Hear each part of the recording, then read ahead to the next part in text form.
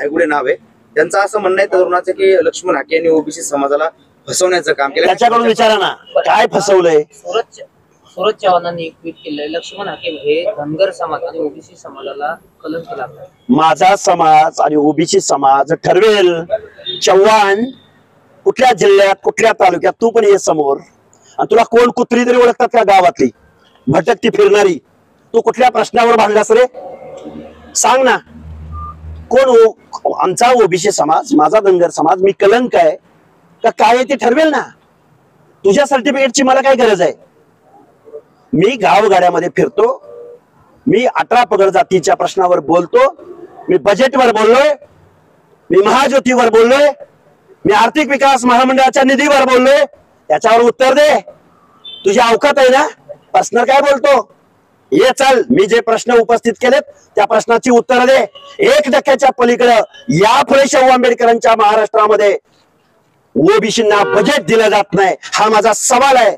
अजितदादा पवार तुमची कुवत आणि तुम्ही ओबीसीच्या बाबतीत कसं काय द्यावं या प्रश्नाचं उत्तर.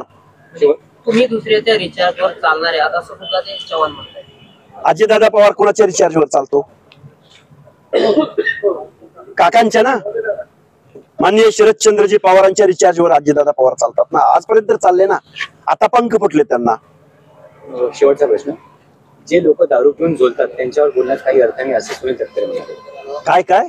जे लोक दारू पिऊन झोलतात त्यांच्यावरती बोलू कशा? कोण दारू पिऊन झोलते?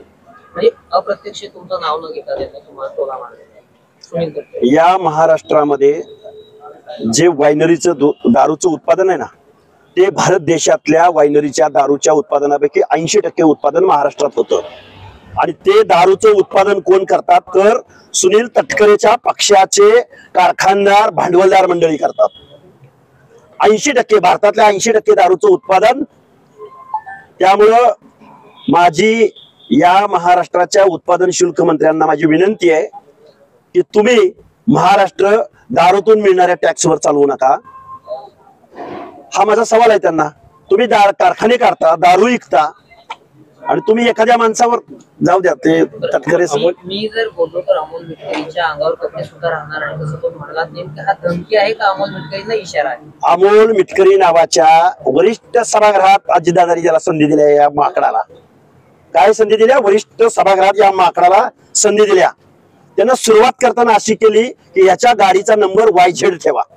या माकडाने जोपर्यंत YZ या शब्दाचा अर्थ सांगणार नाही महाराष्ट्राला, तोपर्यंत या मिटकरीला आम्ही माकडच म्हणणार. एक शेवटचा प्रश्न, अमोल मिटकरी असंही म्हणतात की लक्ष्मण हाके तोडीपाणी घेते. मी तोडपाणी करतो एका वाटीमध्ये. अजितदादा पवार तोडपाणी करतात समुद्रामध्ये. त्यामुळं मनोज जरांगे पाटील पुन्हा एकदा मुंबईला धडकणार 29 ऑगस्ट.